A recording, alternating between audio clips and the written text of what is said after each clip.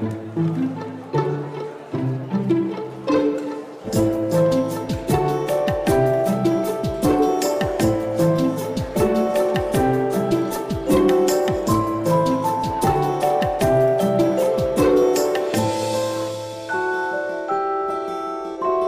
avant de venir, pour être moderne, j'ai googlisé Henri. Et j'ai trouvé 19 100 résultats, dont 2050 vidéos. Cela signifie que si vous avez envie de voir des témoignages d'Henri sur sa déportation, vous pouvez très bien, sur votre ordinateur, écouter ce qu'il a raconté dans diverses situations. Et vous pouvez aussi lire, bien évidemment, merci d'avoir survécu, 6,50 € en livre de poche. C'est donc une acquisition qui n'est pas ruineuse. Et c'est un récit tout à la fois de sa vie de petit garçon dans une famille populaire du 13e arrondissement, de la vie du côté d'Angers et de sa déportation. Aujourd'hui, si je vous dis ça, c'est parce que nous avons décidé de centrer notre conversation autour de ce que cela fait de témoigner. Qu'est-ce que c'est que d'être un témoin ? D'abord, parce que c'est le thème de l'exposition. Ensuite, parce que Henri a déjà une longue carrière multiforme de témoins. Alors, quand vous commencez à passer à la radio ou à la télé, on vous donne un conseil. Il faut vous voyez, pas se tutoyer, parce que ça crée un sentiment d'exclusion pour le public quand les interlocuteurs se tutoient. Je ne vois pas comment, ici, avec Henri, on pourrait faire autrement que se tutoyer, parce que d'abord, c'est un lieu où nous sommes l'un et l'autre de façon différente chez nous. Moi, j'ai commencé à fréquenter ce lieu dans les années 80, alors que c'était le centre de documentation juive contemporaine, et que j'allais y lire notamment les témoignages écrits de survivants, que l'on voit d'ailleurs dans l'exposition, ceux qui ont été publiés. Et Henri témoigne régulièrement à la demande du mémorial, ici ou ailleurs. Donc, on est un peu chez nous, voilà. Donc, comme c'est une conversion chez nous, et que dans nos milieux, on ne se voussoie pas en famille, on va donc se tutoyer, et on espère qu'on est tous une très, très grande famille. Alors, la première chose qui m'intéresse, c'est tu rentres vite, d'ailleurs, tu es un des premiers à rentrer, puisque tu as réussi à t'évader d'Ordrouf, tu es en France et chez toi dès avril 1945. Qu'est-ce qui se passe à ce moment-là ? Est-ce que tu racontes chez toi ? Rien du tout. Pas un mot. J'ai juste dit à ma mère qu'il ne fallait pas qu'elle attende le retour de mon frère, de ma sœur, de mon père, de ma tante, sa sœur à elle, et de mes grands-parents maternels, parce qu'ils ne reviendraient pas. Tout ce que j'ai dit.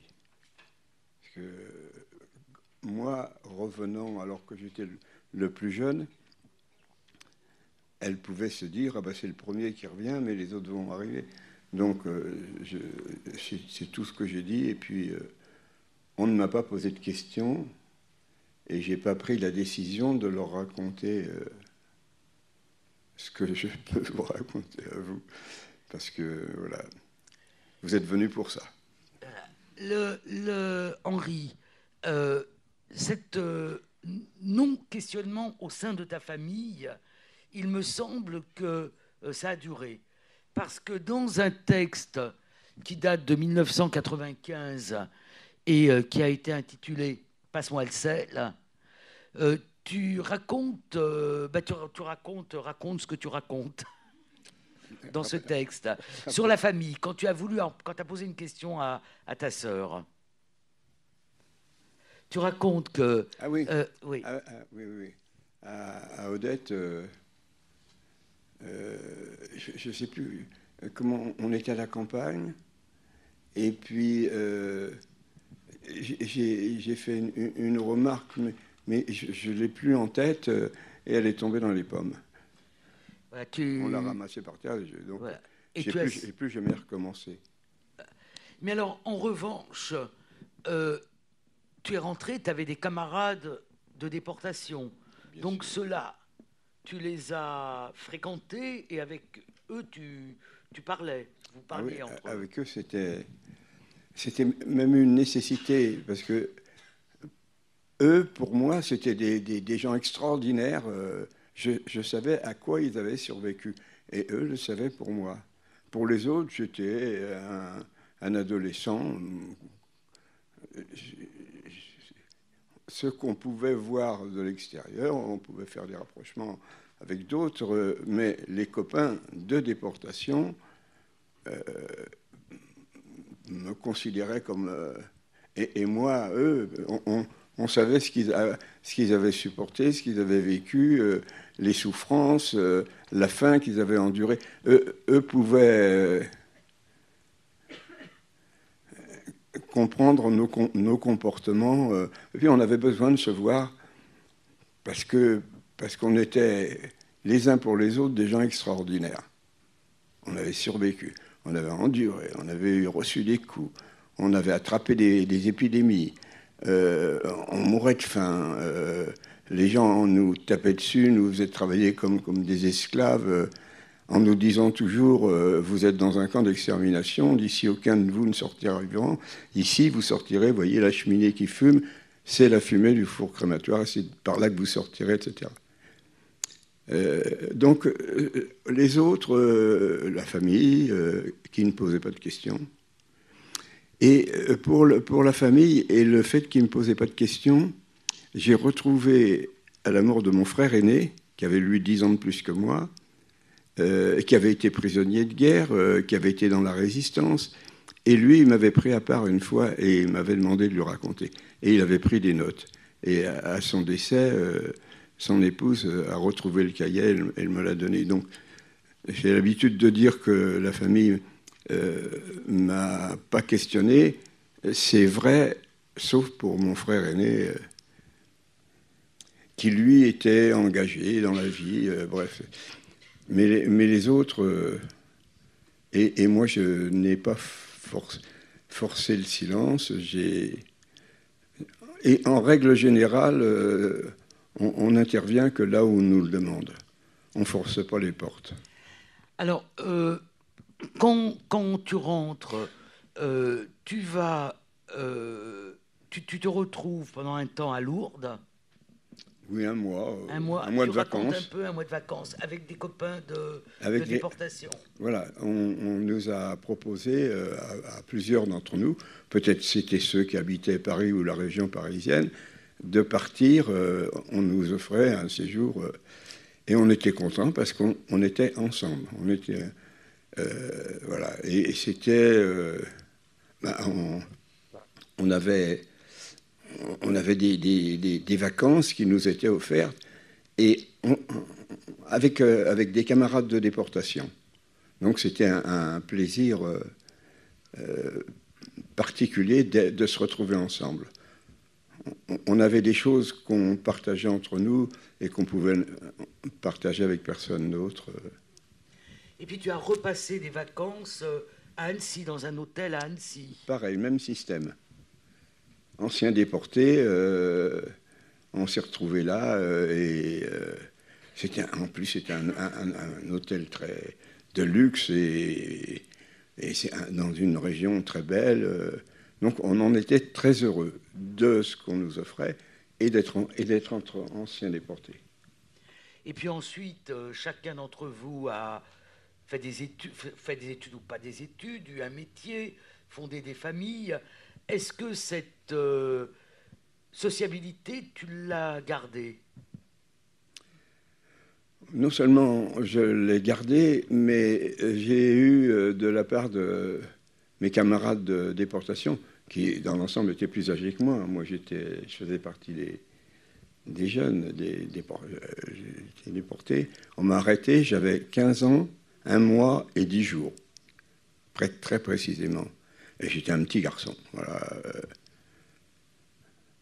J'avais bien travaillé à l'école, j'avais eu mon certificat d'études, et je suis resté encore 1 an à l'école. Et puis ensuite, on m'a trouvé une place dans le village où nous étions réfugiés pendant la guerre, dans le Maine-et-Loire, et j'ai été apprenti dans le garage du village. Henri, je t'avais demandé si tu avais gardé cette sociabilité avec tes camarades Oui. de déportation. Oui. Tout le temps. Oui, et ça avait ceci de particulier, c'est que eux, ils m'avaient vu enfant, ils m'avaient vu accomplir le miracle d'être resté en vie malgré les épidémies, malgré le typhus, malgré ce que j'apprendrai après, longtemps après mon retour, que j'avais une tuberculose pulmonaire. Bon, mais eux, ils avaient une grande gentillesse, une attention, ils s'intéressaient à ce que je faisais, à mes études, et ils passaient souvent me voir. Donc, c'était comme une grande famille. Et pour eux, il y avait, par exemple, il y en a qui se disaient, quand on s'est retrouvés dans les maisons de repos, entre 15 ans et 18 ans, il a été dans un camp qu'avec des hommes.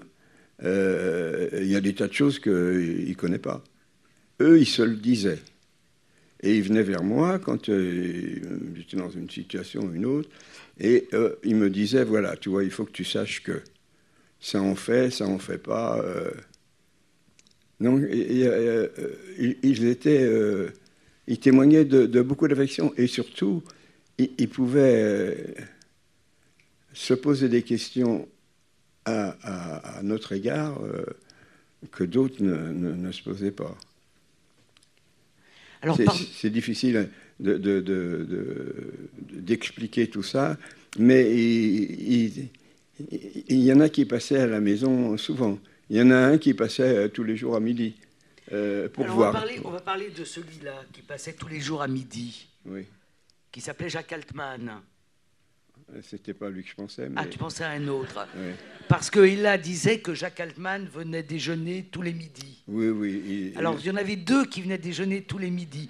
Et là, étant la femme d'Henri. Jacques Altman, il habitait au 7 de la rue Taylor, au 5e étage, porte gauche.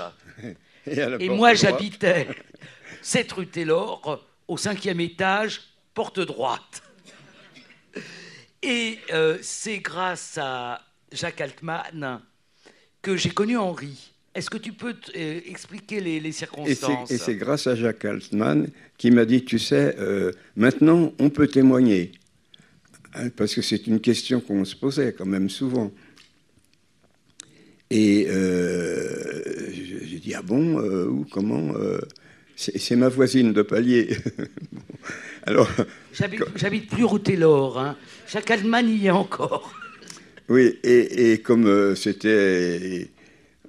il était un peu fantaisiste, et quand il racontait des blagues ou des histoires, on en prenait une partie et puis... Oui, tu disais qu'au camp, il habitait à Romainville, il s'était fait passer pour le fils du patron de... la fabrique de chocolat. De Franco-Russe. Voilà. Des entremets. Et alors, dans le camp, à Auschwitz, c'était Jacques Franco-Russe, ou Jaco Franco-Russe. Bon, pourquoi il racontait ça ça avait un certain intérêt, sans doute, parce qu'il y en a qui se disaient, son père, c'est quelqu'un de riche, de connu, on a intérêt à rester... Enfin, voilà. Il y avait des gens qui s'inventaient un passé, et mon copain, son voisin, parce qu'il a été son voisin après. Palier. Oui, mais je connaissais avant toi. Ah, bien avant. Voilà, bon. Donc, Voilà, je ne sais plus où j'en étais. Le voisin de palier te dit, mon voisin de palier que tu connaissais bien avant moi, Oui. te dit Maintenant, on peut témoigner. On peut témoigner. Et donc, ah oui, c'est ça, je retrouve le fil. Bon, et donc, c'était quelque chose d'important parce qu'il y en avait beaucoup déjà qui étaient morts. C'était en 92. C'était 91-92. Oui. Bon, 1991. donc et ça, quand même, ça passait mal. Enfin, je trouvais que c'était pas témoigner comment personne ne nous demandait rien, là. Et tout d'un coup, on pouvait. Donc, j'ai tout de suite pris le contact avec. Alors, j'ai pas eu l'honneur d'avoir la présidente du petit groupe de 12-15 femmes à peu près. Alors, j'explique très rapidement. Après et ça, vous le voyez dans l'expo, hein, après le feuilleton Holocauste, à New Haven a été créé. Les gens, j'essaie d'être synthétique hein, pour ne pas prendre trop de temps, les gens du Farban, de l'Union des déportés du coin, qui avaient immigré, se sont pas reconnus dans l'histoire du feuilleton Holocauste. Et ils ont commencé à interviewer par vidéo leur histoire. Et le grand prof de littérature comparée de Yale, qui s'appelle Geoffrey Hartman, a monté ce qui est devenu la première grande collecte de témoignages vidéo, les Holocaust, les Fortunov Video Archives for Holocaust Testimonies. Et il est rentré en contact avec moi et il m'a proposé de monter une antenne en France. Et on a monté une petite dizaine de personnes.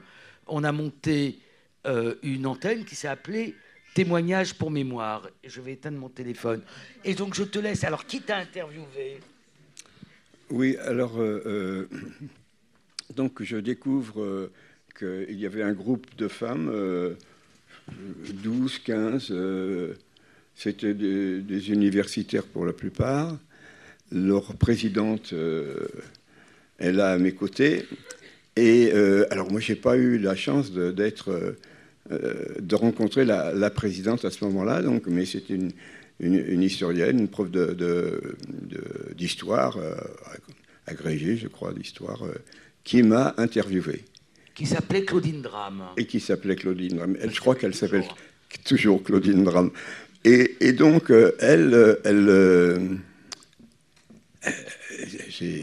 j'ai vu comment ça se passait, et j'ai tout de suite demandé à faire partie du groupe. Elles étaient que... Deux secondes quand même. Tu as fait un témoignage qui a été très long, c'est vrai. Très bouleversant. C'est vrai aussi. Voilà, donc ça a été en fait, c'est ta naissance comme témoin. Oui. Qu'est-ce qui s'est passé pour toi avec ce témoignage quand tu l'as fait, quand tu es rentré chez toi, quand... Donc, chez moi, je n'avais pas l'occasion d'en parler. On ne me demandait pas, puis j'allais pas forcer. Et on n'a jamais frappé aux portes pour témoigner. Mais là, il y avait des gens qui s'occupaient de ça. Et au moment où je découvre ça, il y en a déjà des camarades à moi, mais bien d'autres qui étaient plus de ce monde. C'était dans les années 92, on est rentré en 45. Bon, vous voyez, donc... Et c'est devenu quelque chose de très important. Et je me suis dit, il faut que je participe à ça. Et je vais, moi, avec leur accord... je ne sais pas si elles n'ont pas été enthousiastes parce qu'elles étaient entre femmes. Non, on n'a pas été enthousiastes. D'abord, on était... Gentil. Non, on est très gentils, bien sûr. Je vais quand même expliquer pourquoi on n'était pas enthousiastes. On suivait un protocole. Nous, on n'a rien inventé. Hein. On suivait un protocole de Yale. On était tous bénévoles, mais le peu d'argent qu'il fallait nous était fourni par Yale. Oui. Hein, il fallait qu'on paye. Ça coûtait plus cher qu'aujourd'hui. On n'était pas dans le numérique. Il fallait payer. Bon. Donc, le protocole, la peur qu'on avait, c'est un peu comme la peur que j'ai eue là, c'est que trop de proximité empêche en fait une parole d'advenir et qu'il y ait une sorte de complicité au lieu d'un récit. Donc c'était pour ça que nous n'étions pas enthousiastes. Ce qui ne m'a pas empêché, moi, de me dire, mais moi, j'interviewe mieux qu'eux, parce que je m'adresse à des gens, je sais de quoi ils parlent, et je peux les questionner en fonction de... On avait vécu la même mésaventure. Donc, voilà. Mais il y avait beaucoup de demandes de témoignages, je suppose, à l'époque. Et puis, on m'a quand même accepté. Et j'ai commencé à... alors, j'ai fait la connaissance, bien sûr, de la présidente, Annette. Et on peut dire qu'on est devenus amis. On peut le dire, oui. Voilà, bon. Et puis... et j'ai eu beaucoup de satisfaction, de bonheur de pouvoir, pendant qu'il était encore temps, participer à ce groupe et recueillir des témoignages. Et voilà, j'ai fait ça avec passion. Bien sûr, je me suis dit que pour interviewer, d'abord j'étais médecin, ça je ne vous l'ai pas dit, mais j'ai l'habitude d'écouter, d'entendre, enfin bref, voilà. Donc j'étais très heureux de le faire et j'ai souhaité continuer. Et elles étaient des femmes, des épouses, des mères de famille, mais moi j'étais libre comme l'air à ce moment-là et j'étais déjà médecin retraité, bref, voilà. Donc alors, oui. dans ces années-là, tu vas rentrer en contact avec une historienne qui est à l'époque maîtresse de conférence à l'Université Saint-Quentin en Yvelines et qui s'appelle Marianne Matar-Bonucci. Qu'est-ce qui se passe à Saint-Quentin en Yvelines cette année-là? Il y avait des procès célèbres. C'était juste après le procès de Paul Touvier. Voilà. Et Marianne Matar avait décidé de faire travailler ses étudiants sur la question du retour des déportés. Vous savez, là on est en plein, que les anniversaires en 5 ou en 10 sont particulièrement importants. Donc là, on s'approchait de janvier 1995 et Marianne Matar voulait faire tout un travail sur la question du retour des déportés. Oui, donc, et elle a fait appel à toi. Il y avait c'était à la ville où on s'est rencontrés. Saint-Quentin en Yvelines. Non, il y avait un... moi j'étais venu pour voir un procès. Ouais. C'était le procès Touvier à Versailles. Voilà. Donc c'est le mot de Versailles que je cherchais. Et donc je suis allé comme ça, comme curieux. Et puis il y avait un avocat qui était... on se connaissait, on était amis. Et je savais qu'il était là, donc je me suis dit, je vais le regarder plaider, etc. Bon. Et puis j'ai rencontré des étudiants qui, eux, étaient là avec leur professeur. Et petit à petit, comment ça s'est passé? Je ne me souviens plus. Donc j'ai commencé à faire des choses aussi avec eux. Et puis... on a témoigné. Bref, on est devenus des familiers. Et tu as monté un film. Et tu as monté pour eux le film qui est en bonus dans les 14 récits d'Auschwitz sur la libération des camps, sur le retour. Voilà. Il faut dire aussi qu'à la période, c'était 50 ans après le retour des déportés. Oui. C'était le thème. Et donc, à cette occasion, on a travaillé là-dessus. Qu'est-ce qu'il y a eu un film? Il y a eu un film, puis il y a eu un livre, Le retour des déportés, voilà, que Marianne Matar, voilà. Marianne Matar-Bonucci a fait avec son collègue Édouard Lynch. Voilà. Et donc, moi, j'ai participé à ces choses-là. Et c'est là que tu as écrit ce texte qui s'appelle Passe-moi le sel. Alors, entre-temps... Ça me rafraîchit la mémoire. Voilà, entre-temps, tu avais commencé... Ah oui, alors, on va continuer sur cette histoire, et puis après, on reviendra sur le début de tes témoignages en lycée. Donc, Marianne Mattard-Bonucci dit on va inaugurer l'exposition et on aimerait bien avoir. Voilà. Et le thème de l'exposition, c'était 50 ans après le retour des déportés. Je crois que c'était ça. Oui. Oui. Bon. Et puis, donc, elle travaille avec ses étudiants. Elle était prof à l'université. Et quand le travail a été fini pour l'inauguration de l'exposition, elle me dit on aimerait bien voir quelqu'un d'important. Et l'idée leur est venue de demander à Serge Klarsfeld, le grand historien que vous connaissez tous, j'imagine. Et donc, voilà, elle me dit, tu vois, qui est un ancien déporté, si tu lui demandes, peut-être il n'osera pas refuser, etc. Moi, j'étais très impressionné par cet historien. J'étais intimidé, et puis j'ai quand même appelé, puis il a accepté, et il est venu. Et pourquoi tu voulais que je raconte ça? Parce qu'il a monnayé quand même. Ah oui, voilà. Donc je fais sa connaissance, et lui, au téléphone, il accepte, mais il me dit, voilà, je voudrais vous demander quelque chose, je dois aller faire un voyage à Auschwitz avec des jeunes qui ont l'âge que vous aviez, 15 ans, c'est les élèves de 3e. Ce serait bien si vous m'accompagniez. Et là, j'avais horreur de... je ne voulais pas entendre parler d'accompagner, de faire un voyage là-bas. J'avais toujours dit non. Et il y en a d'autres, des déportés, qui, eux, accompagnaient. Je disais, oui, mais moi, j'ai passé 3 ans là-bas. Ils ont été déportés pas en 42 comme moi, mais en 43 ou en 44, etc. Bon. Enfin bref, je ne voulais pas aller là-bas. Et puis, je n'ai pas osé lui dire non, parce que c'était Serge Klarsfeld. Et donc, avec lui, je me suis retrouvé à l'aéroport de Lyon-Satolas, je crois. C'était des élèves de cette région-là, des élèves des classes de 3e. Et il m'a présenté en leur disant, voilà, il avait votre âge, Henri Bourlan.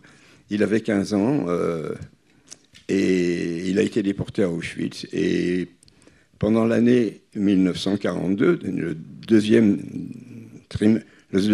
semestre, pendant les 6 mois de la fin de l'année 1942, il y a eu 6000 enfants de moins de 16 ans. Alors peut-être c'est des chiffres approximatifs, hein, moi je n'ai pas posé de questions, qui ont été déportés à Auschwitz. Et sur ces 6000 enfants juifs de moins de 16 ans, c'est le seul survivant. Moi, je ne savais pas tout ça. Bon, donc ça a été un choc, ça a été un moment qui a dû changer quelque chose dans ma tête et dans ma vie. Et à partir de là, je me suis dit, tu ne peux pas ne pas témoigner quand on te le demande. Mais tu as continué à accompagner des voyages d'élèves à Auschwitz? Non. Alors, tu es retourné quand même à Auschwitz en 2005. 2005, ça a été la grande commémoration, 60e anniversaire. Et là, tu y es allé 2 fois en janvier. La première fois, c'était avec... Jacques Chirac, non? Avec Ida. Ah oui. Avec Ida et Poivre d'Arvor, Patrick Poivre d'Arvor, oui, voilà. En avion privé. Oui. Comme un beau retour, hein, en avion privé. On était deux. Pour un reportage pour TF1. Oui. Tu en parles un peu? Je ne sais pas ce que je peux en dire d'autre que, donc, d'abord, on a fait un voyage de luxe, puisqu'il a pris l'avion privé de son patron. Et puis, c'était un numéro 1, c'était un jeune journaliste qui était archi connu. Donc, tout ça, c'était plutôt flatteur.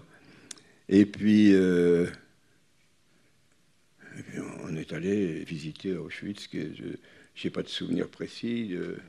Et puis ensuite, on y retournait, donc Alice Tajman y était aussi, si ma mémoire est bonne. On y retournait beaucoup plus nombreux pour la commémoration du 60e anniversaire avec Jacques Chirac. Oui. Et là, tu te rappelles, Jacques Chirac t'a cité dans son discours. Ah oui. Ça, c'était très, très émouvant, parce que dans son discours, il a Il a parlé de mes grands-parents. Il a prononcé leur nom. Je ne sais pas comment c'est venu. Enfin, bref. Voilà. Mais entre-temps, alors, c'était pas une pratique du mémorial, hein, mais c'était une pratique de l'amicale d'Auschwitz. Entre-temps, tu avais commencé à témoigner dans des lycées et des collèges. Et en 1994, Valentine était en troisième, ou à Peggy. Valentine, c'est ma fille. Alors, Valentine, ici présente, au premier rang, était en troisième au collège Charles Péguy, dans le 11e arrondissement, et tu allais témoigner dans sa classe. Oui, parce que elle me demandait jamais rien sur ce thème-là. Mais un jour, elle m'a demandé, est-ce que tu accepterais de venir dans ma classe, donc une classe de troisième. Et je m'en souviens très bien, j'y suis allé, j'ai raconté, j'ai témoigné. Elle n'était pas assise au premier rang, mais peut-être au deuxième. Elle n'a pas loupé un mot, mais elle n'a pas posé la moindre question. Et voilà, donc elle, c'est la seule de mes enfants qui a participé, en quelque sorte. Voilà, et elle est là aujourd'hui. Bon. Tu as envie de dire quelque chose, Valentine? Tu te lèves et tu prends le micro, ça ne pas. Voilà. Je veux juste dire... Merci. Je veux juste dire que moi, j'ai sauté une génération, puisque Henri m'a eu à 50 ans. Donc mes sœurs sont nées 15 et 16 ans avant moi. Et moi, je suis née avec la parole, en fait. Enfin, je ne suis pas née avec la parole, mais tu veux, à l'adolescence, la parole s'est libérée. C'était un concours de circonstances. Donc elles n'ont pas vécu ça. Moi, oui. Donc c'était plus facile pour moi, en fait, d'accéder au témoignage de mon père et d'en savoir plus, quoi, sans forcément poser des questions. Et tu te souviens de l'effet que... Pardon, merci. Tu te souviens de l'effet que ça t'a fait? Tu te souviens? Parce que finalement, tu étais en classe, tu as partagé avec, je ne sais pas, une vingtaine, je ne sais pas combien vous étiez en classe de troisième dans un collège qui était quand même un peu privé. 30 peut-être, 20, 30. Donc, ton père va raconter une histoire que tu ne connais pas. Mais je connais un peu parce que d'une façon ou d'une autre, on a des histoires dans la tête. Je ne sais pas trop comment, mais on les connaît. Mais des anecdotes, peut-être drôles, plus. Mais les anecdotes drôles, on les connaît, ouais. Et tu te rappelles le sentiment? T'étais fière? Ouais, j'étais fière. T'étais fière. Ouais. J'étais fière, j'étais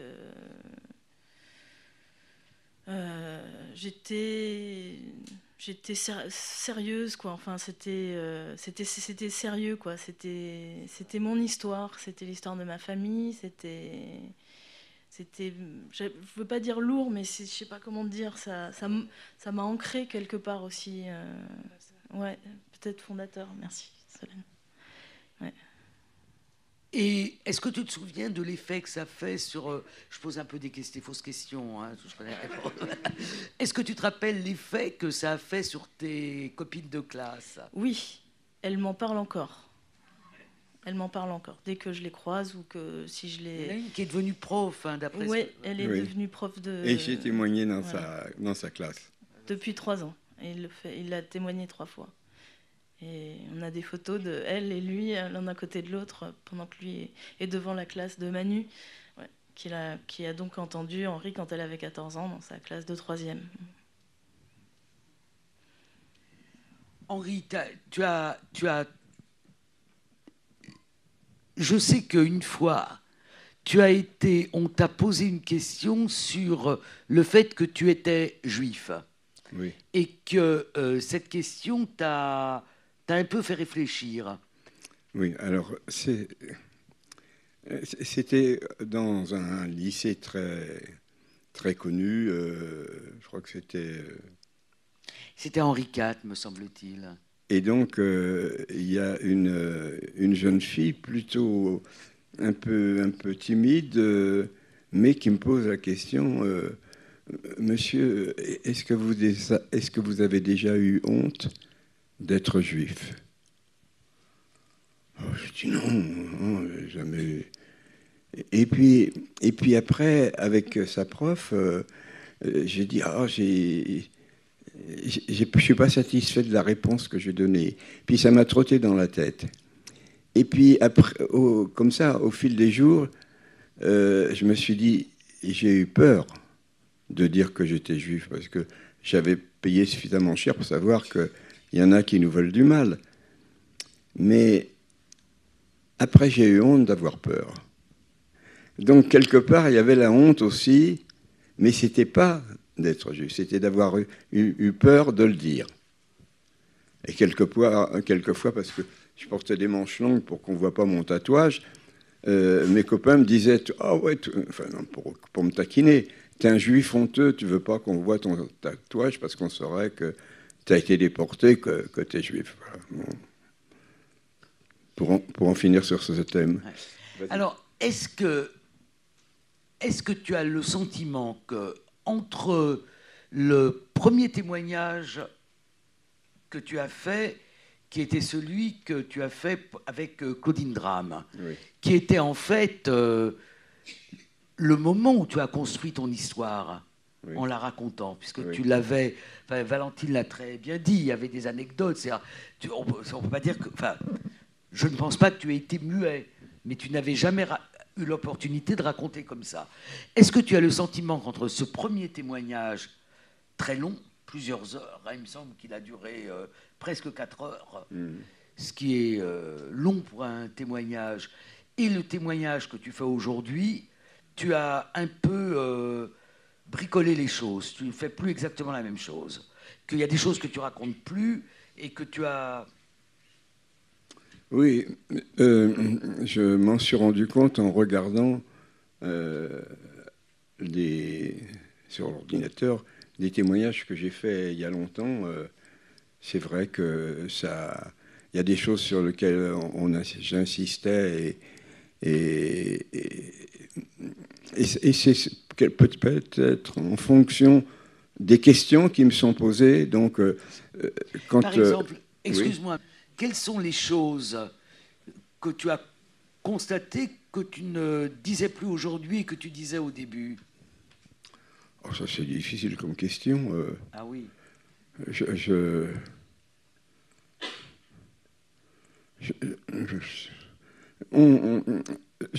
suppose que il y a des questions que les élèves me posent et il y a des questions qui reviennent souvent. Donc, par exemple, écoute, ça ne vient pas à l'esprit. Non, puis je ne veux pas inventer. C'est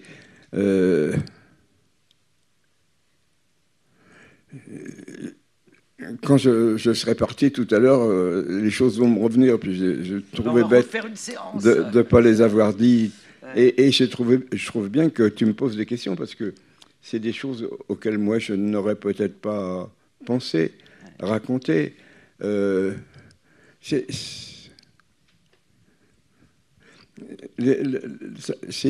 pense, mais j'en suis pas sûr, que c'est influencé par l'intérêt que les gens portent pour une question ou pour une autre, et que c'est ça qui fait que ça influence le témoignage. Quand, par exemple, j'ai écrit ce premier livre, c'était en 88, je crois, je sais plus. 2011. 2011, merci. J'ai vérifié avant. Oui, donc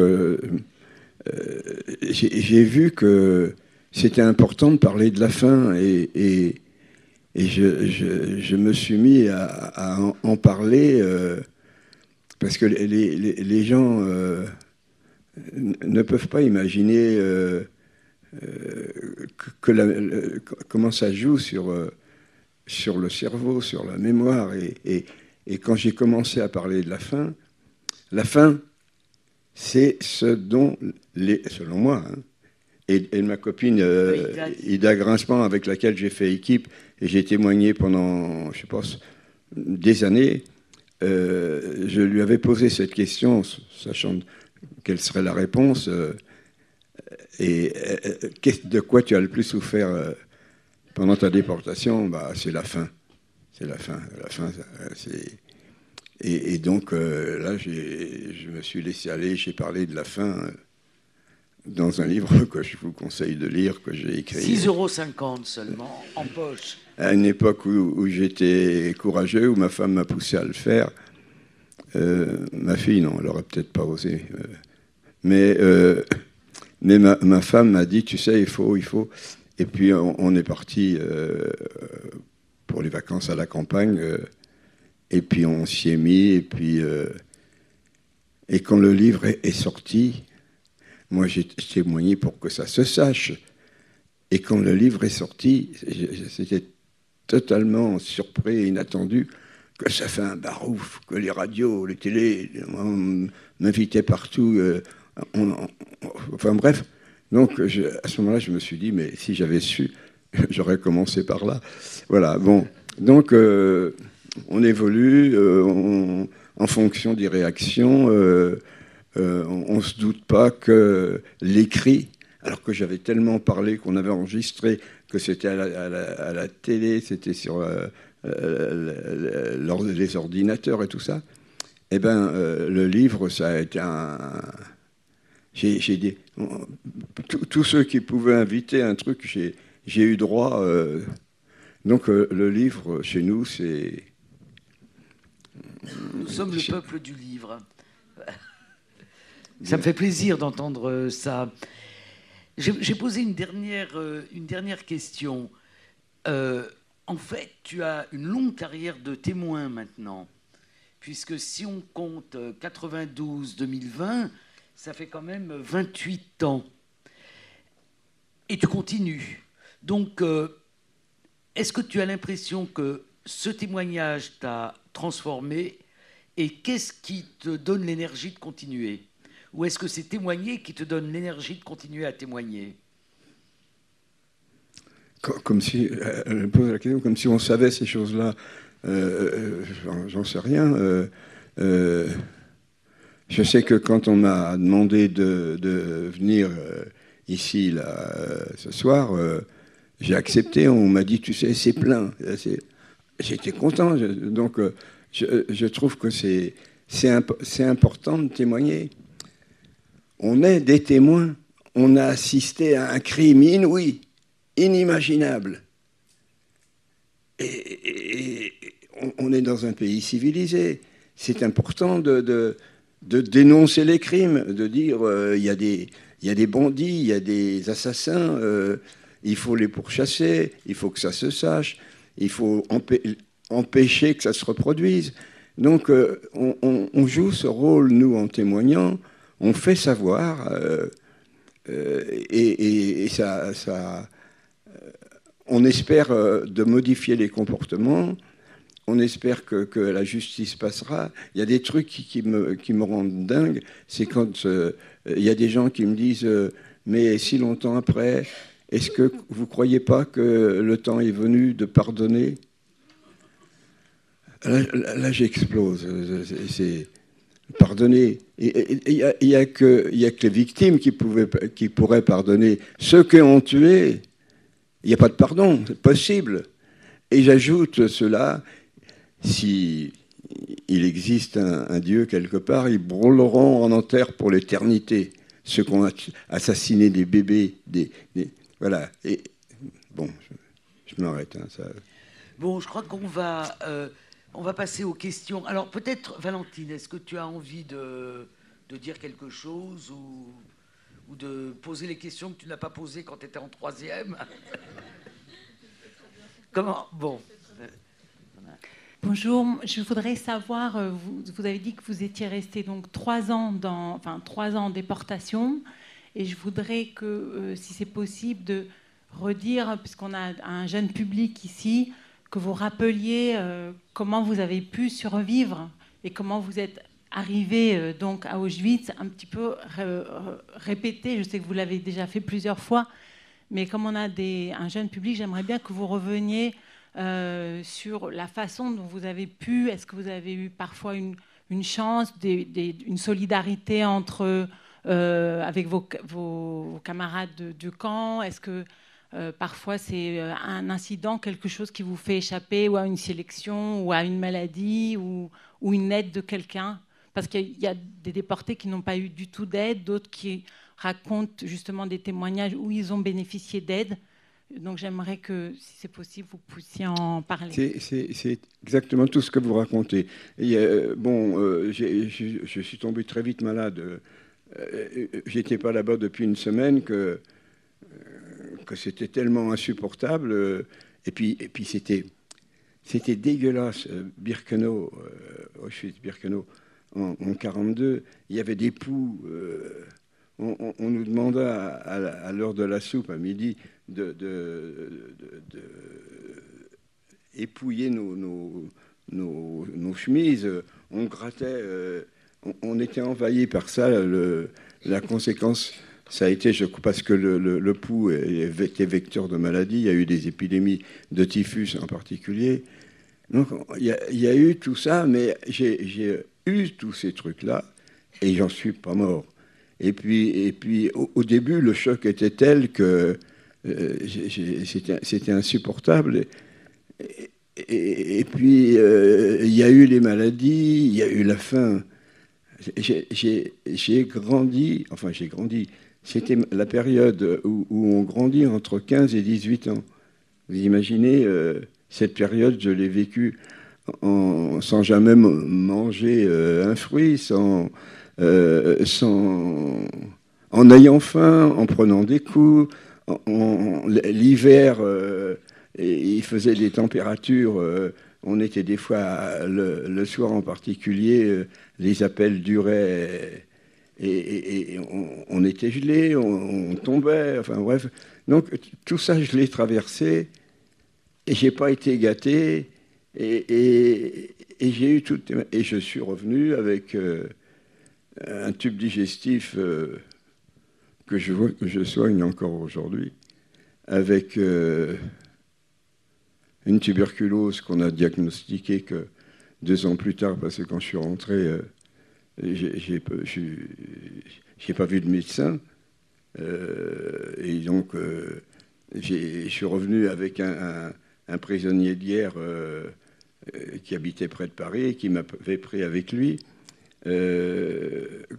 Puisqu'on s'était évadé, on s'était caché dans la ville où il y avait une boucherie dans laquelle il y avait un prisonnier de guerre français et où j'avais eu l'occasion une fois d'échanger 3 mots avec lui.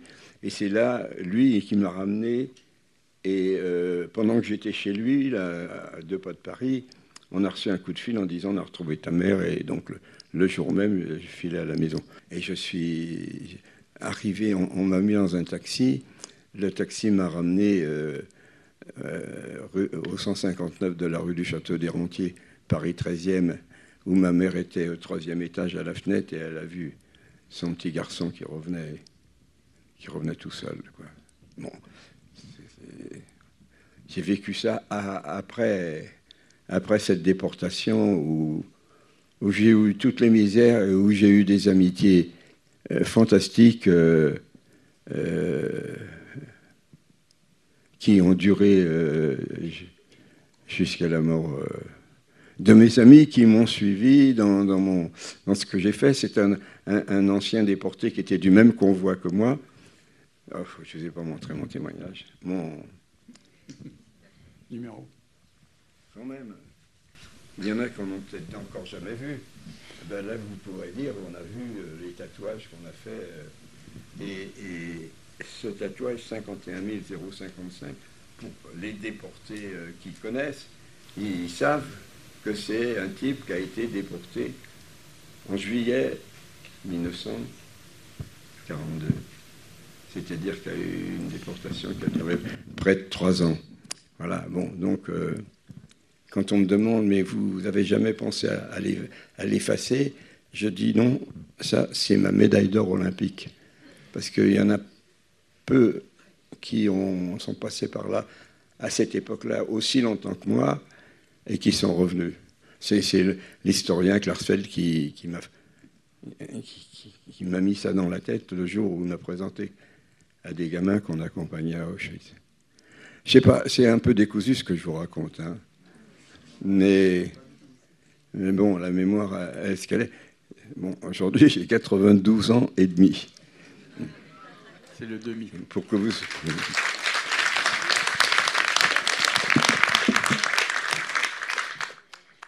Bonsoir Henri, je m'appelle Marcel Stenberg. J'ai 2 questions. Je voudrais bien que ta fille, elle explique un peu plus la réaction de ses amis en classe quand tu as témoigné. Et j'aurai une autre question après pour toi. Alors, la deuxième question, c'est que bon, j'ai un petit-fils qui m'a demandé de l'accompagner à Auschwitz il y a 10 jours. J'y allais pour la 6e fois. Et est-ce que tu as connu, parce qu'il s'est intéressé à cette histoire, il n'y avait pas de chambre à gaz encore en 1942 quand tu es arrivé. Et il y avait au bout du camp de Birkenau, je crois, une maison qu'on appelait la maison... Il y avait 2 maisons, une maison rouge et la maison blanche, où on exterminait déjà des gens. Et comme mon père, lui, est parti 2 convois avant le tien dans le 6, il s'est un peu impliqué là-dedans. Il voulait savoir l'histoire de cette maison rouge et cette maison blanche. Parce que pour lui, dans sa tête, il se disait que ses grands-parents, ses arrière-grands-parents étaient morts dans ces maisons-là, blanches et rouges. Ça te parle, les maisons blanches et rouges ? Les bunkers 1, 2, les 2 chambres à gaz. Oui, non, moi, j'ai pas de souvenir de ça. J'ai pas... Mais j'étais vraiment un gamin, un môme. Hein, j'ai pas ce qui se passait autour et tout ça. Non, je savais qu'il y avait le four crématoire, puisqu'on nous le disait. On nous disait d'ici, aucun de vous sortira vivant. Vous sortirez par là. Quand on vous brûlera, la fumée, c'est par là où vous partirez. Donc, mais vous savez, j'ai commencé à enregistrer des choses peut-être plus tard, simplement. J'ai commencé à enregistrer aussi des faits quand j'ai commencé à comprendre les langues qui se parlaient autour. Moi, je suis arrivé, je sortais de l'école primaire et puis je me suis trouvé dans un endroit où on parlait bien sûr l'allemand, le polonais, le russe. Il y avait des Hollandais, un transport qui ramenait des Hollandais. On entendait parler le hollandais pendant 15 jours. Après, des Hollandais, il n'y en avait plus. Donc, vous voyez, ça ouvre un peu les choses qui s'inscrivent dans la mémoire. Mais ça ne s'est pas fait. Ça s'est pas fait tout de suite en arrivant. En arrivant, j'étais perdu. Je suis arrivé avec mon père et mon frère, ma sœur dans le même train, mais séparée, parce que les femmes étaient séparées dans ce convoi-là. Et je ne connaissais personne. Il y a des fois des gens qui croient que, comme on était dans le même convoi, que je connais. Non, les noms, je les ai découverts en 50 ans après, 60 ans après, quand j'ai lu Klarsfeld avec ses listes. C'est très utile. Ça nous permet à nous, quand on témoigne, de dire on était, je sais pas, 30 000, il y a eu tant de survivants. On savait rien de tout ça. On l'a su quand on a lu les bouquins de Klarsfeld où il y avait tout ça. Il y avait les noms de tous ceux qui étaient dans notre convoi que j'ai ignoré tant que j'étais déporté. Alors, pour vous répondre, j'ai le sentiment, je n'ai pas été à leur place, que moi j'avais une place un peu particulière, mais je pense qu'elles ont été très impressionnées de t'entendre, très émues aussi. Voilà. Je pense que ça les a marquées à vie. Voilà, t'étais aussi, t'étais mon papa, donc il y avait quelque chose d'un peu spécial aussi à ce moment, pour elle aussi, puisque elle me connaissait bien depuis longtemps, et voilà, et je pense que c'est un moment qui les a marqués, qu'elles ont emmené avec elles jusqu'à maintenant encore, voilà. Je vais te rassurer, j'étais ton papa, mais je suis toujours ton papa. D'accord, je suis rassurée.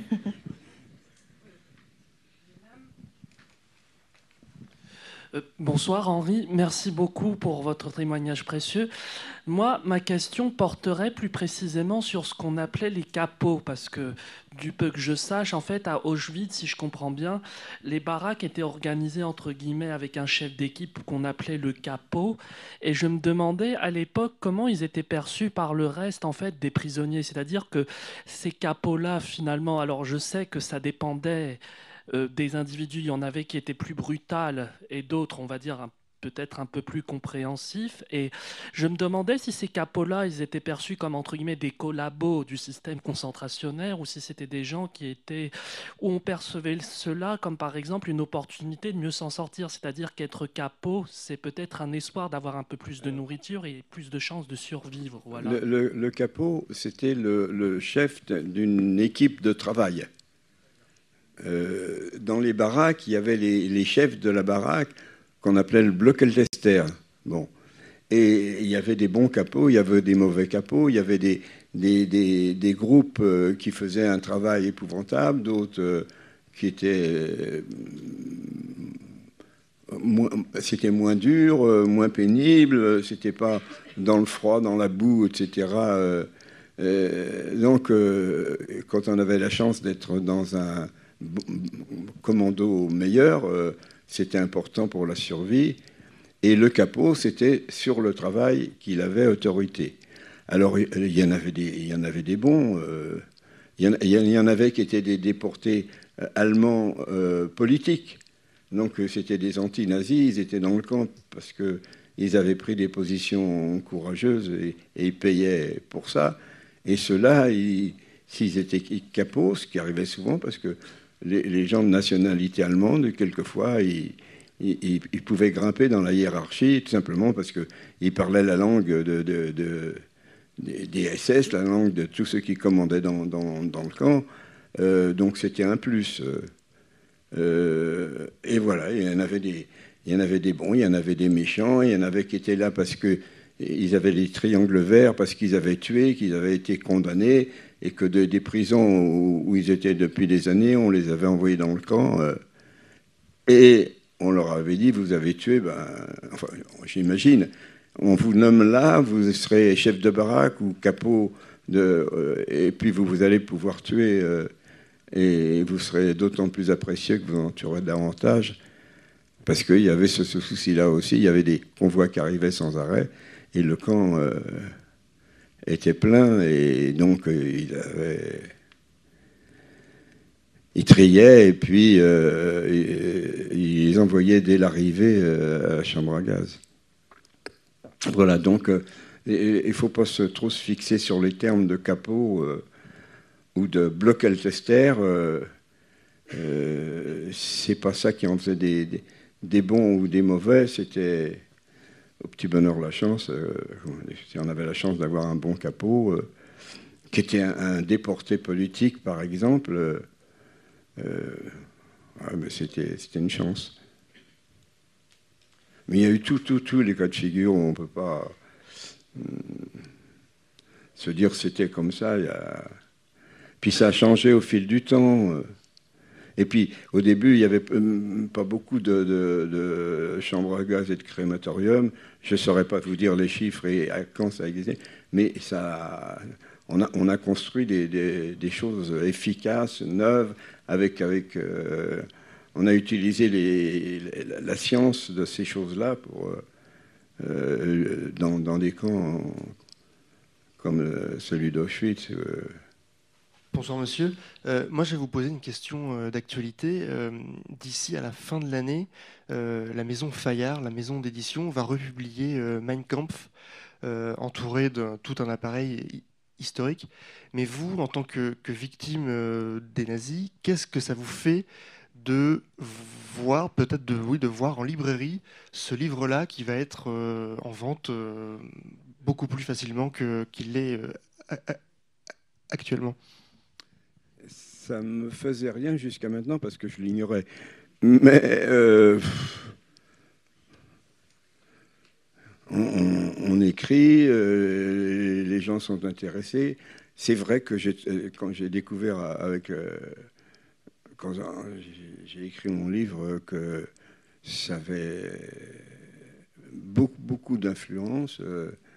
Pour celui-là, je ne suis pas un spécialiste de ces trucs-là. Moi, il faut me questionner sur d'autres trucs. Hein. Si vous voulez que je vous parle de la fin, je suis spécialiste, là. Ah oui, non, mais je parle sérieusement. Hein. Parce que je dis je suis spécialiste parce que quand j'ai écrit, il a fallu que je mette des mots sur des souvenirs, sur du vécu. Et je me suis rendu compte que les gens ne savent pas toujours ce que ça représente d'être affamé par le système qui se sert de ça, entre autres, pour vous éliminer, et ce que c'est que d'être affamé, et qu'est-ce que c'est que la souffrance de ces gens qu'on prive de nourriture, et comment ils évoluent, et comment, à partir d'un certain stade, ils ne sont plus des hommes parce qu'ils ne pensent plus. Et donc, voilà, si vous me lisez, il y a un chapitre là-dessus, à la page 92. Mais je suis venu avec l'idée que j'allais voir le livre et que je vous lirai le passage. Là, le livre. Il y a Solène. Non, mais... J'ai une question pour toi. Est-ce que quand tes filles ont eu 15 ans, quand chacune d'elles a fêté ses 15 ans et 1 mois et 10 jours, est-ce que ça a été des moments pour toi qui ont résonné particulièrement ? Et est-ce que ça a été des moments peut-être de transmission ou d'évocation ou de silence ? Est-ce que ça a été un moment particulier quand tes filles ont eu l'âge que tu as eu quand tu as été déporté ? Je pense pas avoir fait... Je n'ai pas réfléchi à la question, mais je ne pense pas avoir fait de parallèle. On n'est plus dans la même époque, on n'est plus dans la même vie, on n'est pas occupé par... les nazis ne sont plus au pouvoir. Donc tout est différent, c'est pas... Donc mes 15 ans à moi... Et puis j'y pense pas comme ça, tu vois, c'est pas... Et puis j'ai fait beaucoup de choses après.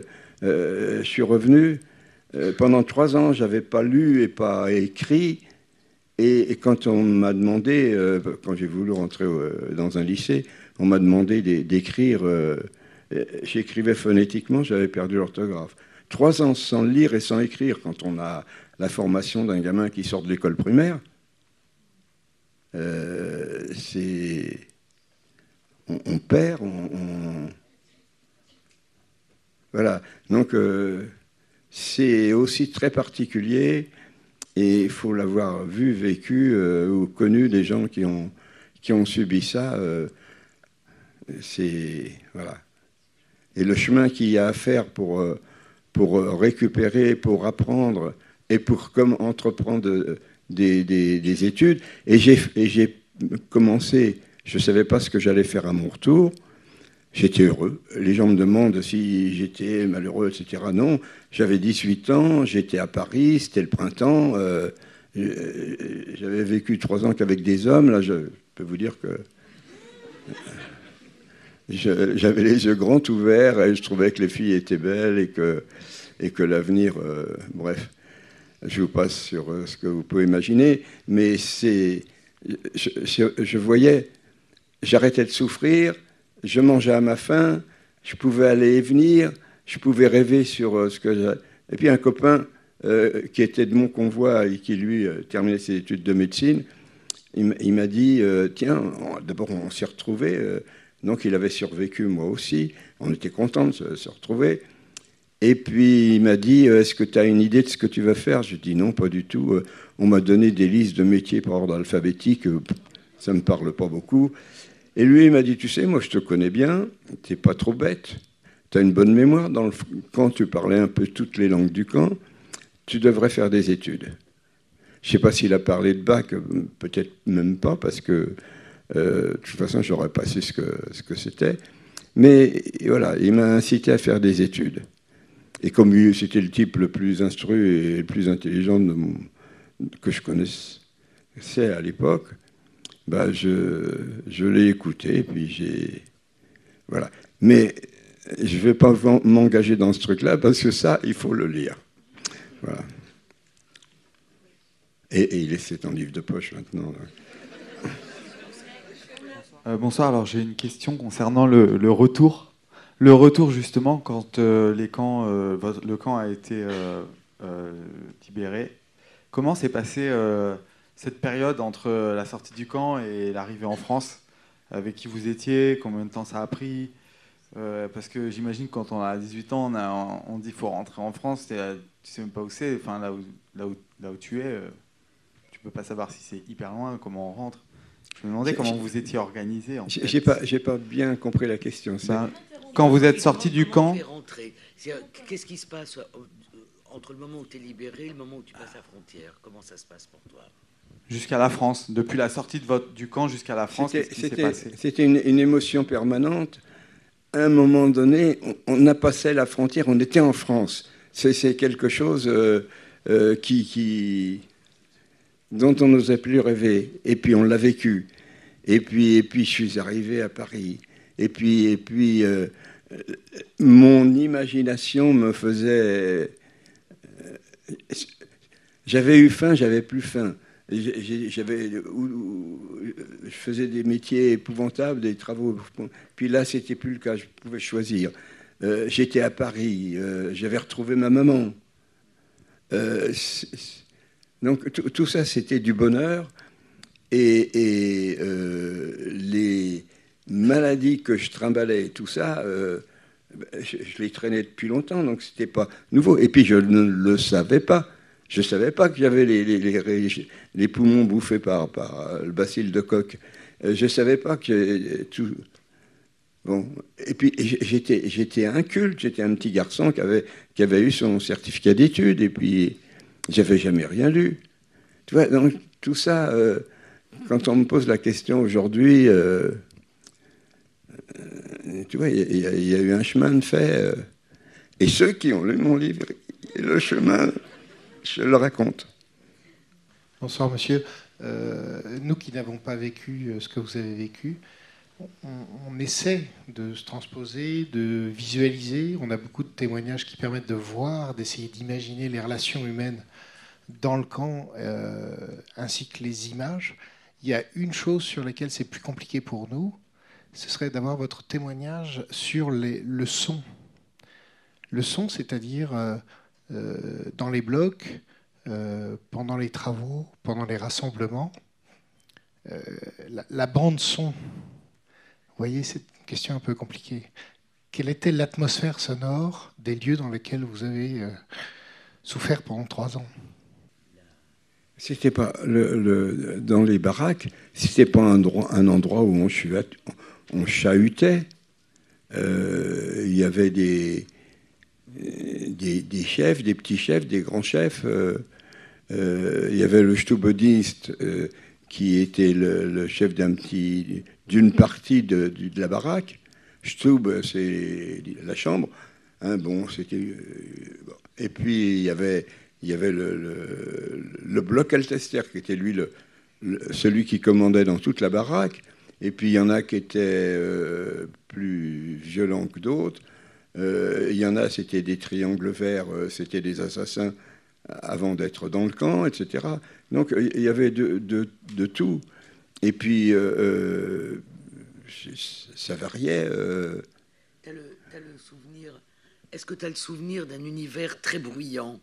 Pas du tout. Pas du tout. Mais comment on peut imaginer ça? Il y a peut-être eu des endroits, mais on était sous les ordres du chef de baraque et des Stubedienst. C'est pas un endroit où on chahutait. Je vois pas comment on en arrive à cette idée-là. Non, il peut y avoir des cris d'un type qu'on étrangle ou qu'on tue. Oui, ça, bon, mais c'était pas forcément dans la baraque. C'était au moment de l'appel, par exemple, dehors, la violence, je parle surtout de 42-43, elle était partout. Des fois, les questions qui me sont posées, c'est un nouveau champ qui s'est ouvert ces derniers temps qu'on appelle les sound studies, hein, les études de son. Donc, c'est les nouvelles questions. Tu vois, pour les 30 années qui viennent, on te posera des questions sur les sons. Mais là, je pourrais sans doute répondre parce que j'aurais eu le temps de réfléchir. Oui, bonsoir et merci. Je ne me suis pas du tout concerté avec le monsieur. J'avais une question ici, pardon. Une question sur, vous avez beaucoup parlé du souvenir de la faim. Est-ce que vous avez un souvenir d'une odeur, du goût, quelque chose qui vous rappelle, enfin voilà, quand vous pensez à cette période, à cet endroit, est-ce qu'il y a un goût, il y a des odeurs qui vous reviennent? Et j'avais une double question. Quel sentiment vous avez face à la fin de l'ère un peu du témoin sur l'après, quand il n'y aura plus de témoins? Est-ce que vous imaginez que vous posez la question sur un gamin qui a eu 15 ans, 16 ans, 17 ans, qui était un culte et qui...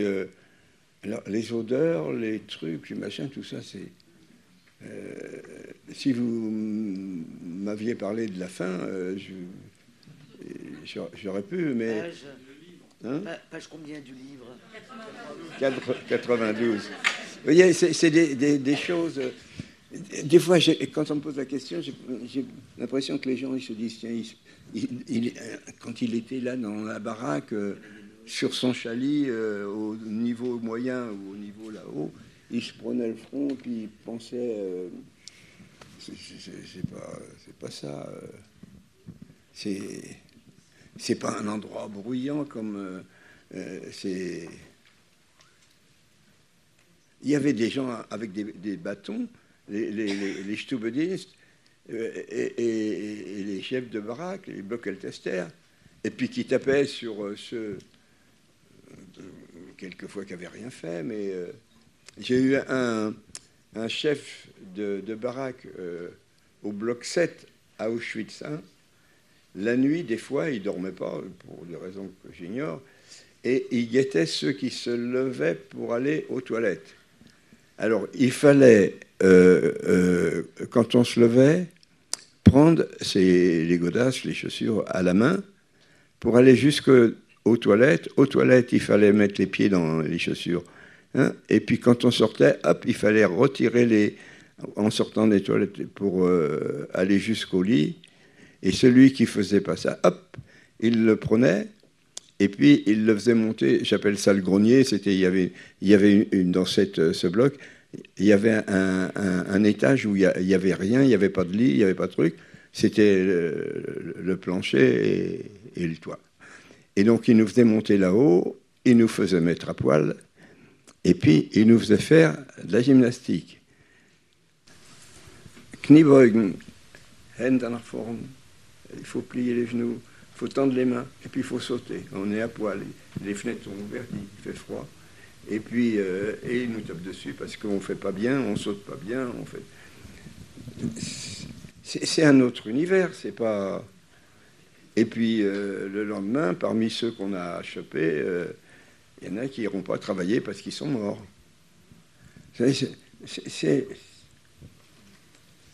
Donc, comment transmettre... Est-ce que c'est bien nécessaire? Il y a eu des assassins, il faut les dénoncer, il faut qu'ils soient punis. Aujourd'hui, ils sont morts de toute façon. Mais voilà, un souci de justice, de démocratie. Bon, on a été privé de tout ça, et de ça, on parle. Et c'est pour ça que quand je témoigne dans les classes, à partir de la 3e, je leur dis, intéressez-vous à la politique. Allez voter quand vous aurez l'âge de le faire. Parce qu'il ne faut pas laisser ces gens-là revenir au pouvoir. Ces gens-là, comment on les reconnaît, c'est difficile, mais ça vaut le coup de se donner de la peine.